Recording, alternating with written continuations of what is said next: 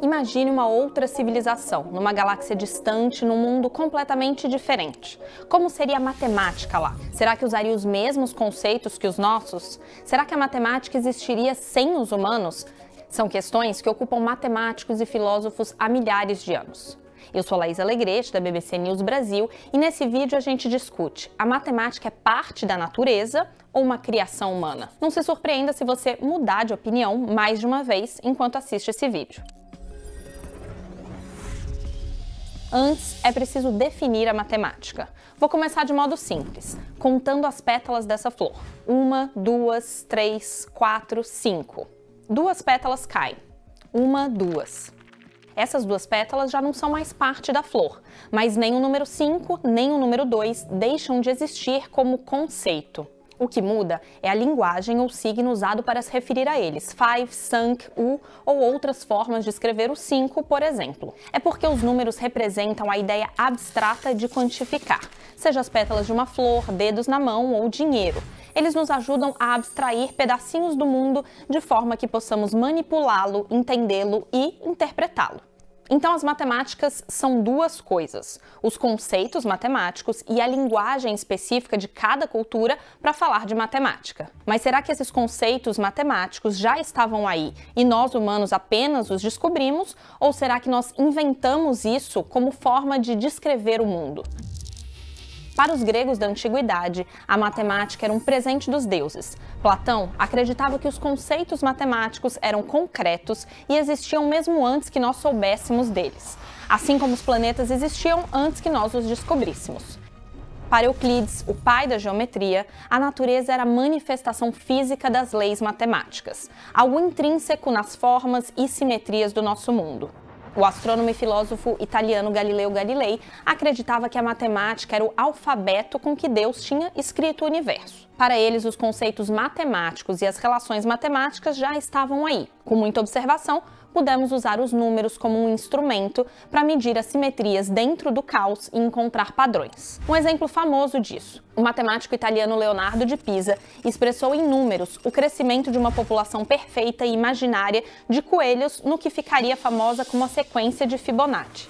Com o passar do tempo, descobriu-se que essa relação matemática se replica em muitas outras formas, dentro e fora da natureza.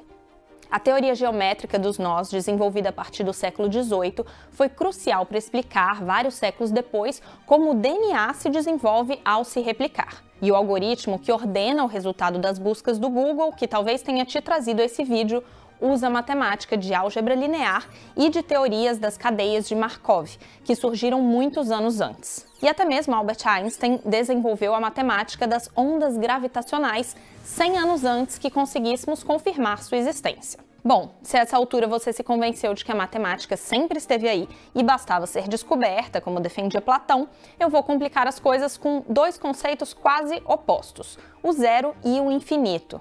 A invenção do zero no século VII foi um salto na evolução tecnológica da nossa espécie. Ele representa a ausência de algo, mas essa não é sua única função na matemática. Podemos usá-lo graficamente também para mudar o valor de outros números. Basta pensar na diferença entre 11 e 101. Os antigos maias também usavam o zero da mesma maneira, mas escreviam de modo diferente. O zero nos permite escrever mais números e manipulá-los de forma muito mais rápida. Será que o zero é só um produto do nosso intelecto, da nossa imaginação? Vamos ao outro extremo, o infinito. Tudo que você pode imaginar cabe aí, mas a gente pode medir isso? Podemos chegar ao infinito? Quanto mais me aproximo do infinito, sigo igualmente longe porque é infinito. Mas esse conceito nos ajuda a resolver problemas que não podemos abordar de outros modos. Por exemplo, medir curvas. Para medir uma esfera, não adianta usar linhas retas como réguas. Mas se usamos um infinito de linhas que se envolvem ao redor da esfera e somamos essas medidas, podemos então nos aproximar muito mais à medida de uma curva. Não é algo que realmente exista, puede que não seja palpável.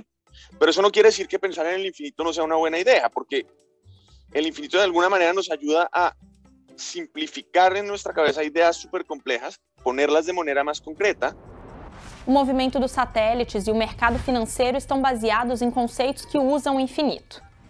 O infinito, o zero e muitos outros conceitos são matemáticas que inventamos dentro de um sistema com regras definidas e servem particularmente para o estudo das coisas que não podemos analisar facilmente, como o mundo quântico ou o espaço. Para mí como astrofísica, las matemáticas me ayudan a la comprensión del universo, pero sí las he visto, las he leído y he sido protagonista de que muchas veces necesitamos crearlas y creo que todavía falta mucho por crear, porque hay muchos problemas abiertos. E agora, a matemática é algo intrínseco do mundo que estamos descobrindo pouco a pouco? Ou é o resultado de milênios de observações e produto da genialidade e da criatividade humanas? Ni invento, ni descubrimiento. Depende de la situación que tenga.